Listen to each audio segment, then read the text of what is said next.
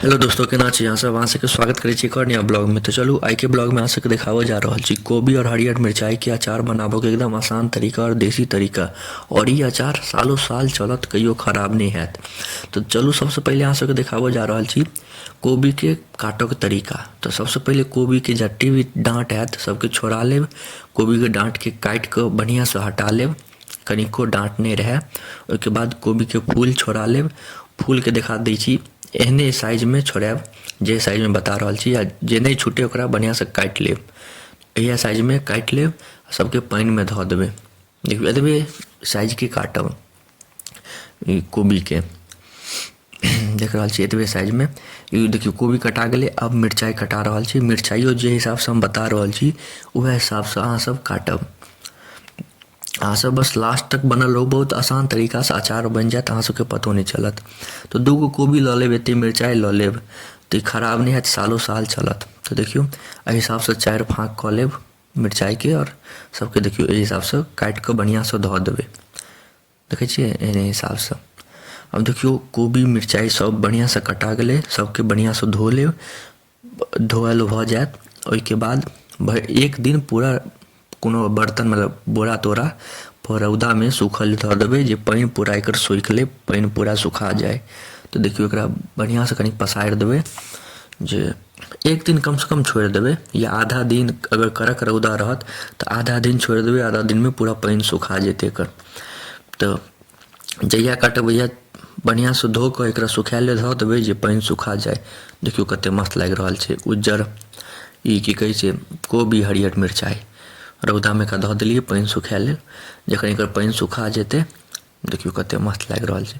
एकरा पानि सुखा जेतै तो अगला दिन आब एकरा अथी में धऽ लेब, की कहै छै डिब्बा में धऽ लेब। देखियो एकर पानि सुखा गेलै, तब एकरा डिब्बा में धोनाइ शुरू कऽ देलिए। जते भी रहत सबके डिब्बा में धऽ लेब, पानि सुखा जेतै तहने। ओइके बाद देखियो सब धरा गेलै। आब की करब, ई जमीरी नेबो छै, कागजी नेबो नहीं छै, जमीरी नेबो।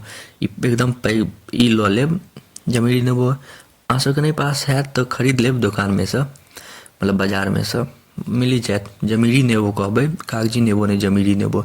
देखियो संतरा जकाँ रहै छै। एकरो 10-15 गो, 10-15 बहुते भऽ गेलै।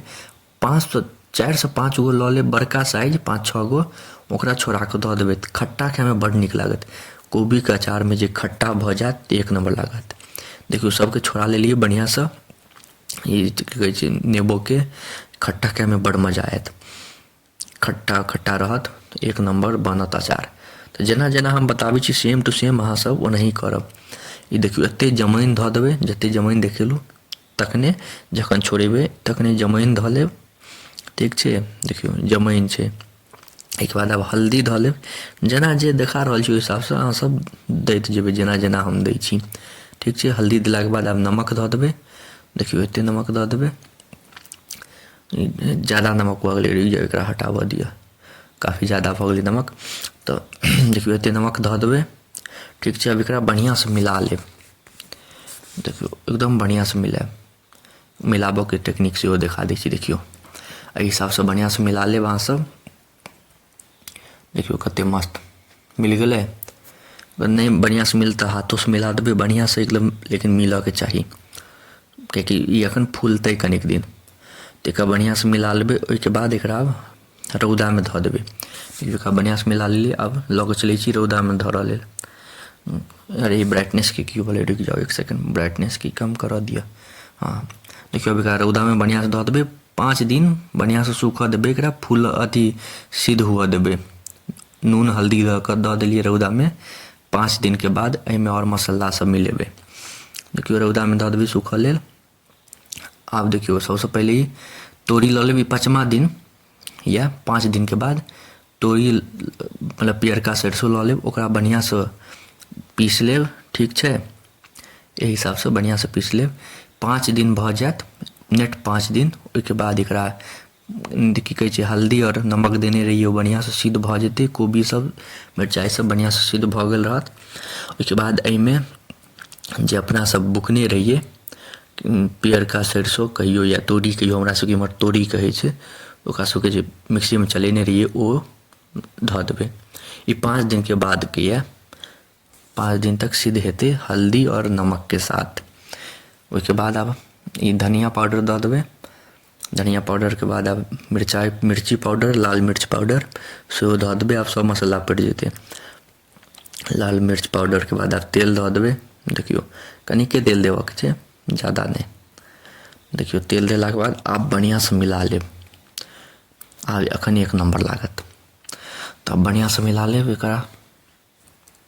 देखे छियै एकदम मसालेदार लागत। और नेबो जे दे दिलिए वो और खट्टा लागत, मीठा की एकदम खट्टा लागत। एते गजब के अचार बनत। एकरा देखियो बढ़िया से सबके मिला दिलिए। ओकरा फिर रौदा में धऽ देबै। रौदा में कनी दिन सुखत तहने बढ़िया बनत, तहने खराबो नहीं हैत।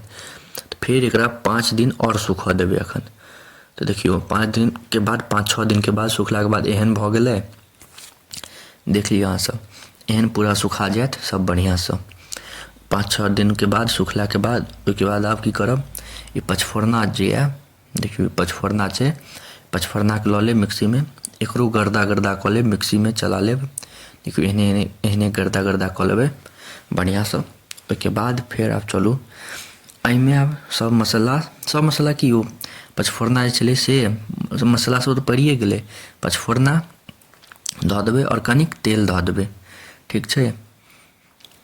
तो 5-6 दिन के बाद फिर से तेल दऽ देबै। आब आइ भरि दिन बस एकरा मिला लेब बढ़िया से। भरि दिन रौदा में छोड़ि देबै, साँझ में डिब्बा में धऽ कऽ बंद कऽ लेब। सालो साल चलत, खराब नहीं हैत एको रत्ती।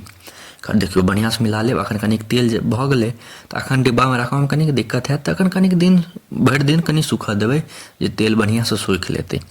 उसके बाद ई डिब्बा में बंद कऽ के राखि लेब। रोज खायब, एते चटपटा अचार लागत बता नहीं सकै छी। स्वाद अहाँ सब भूलि नहीं पायब।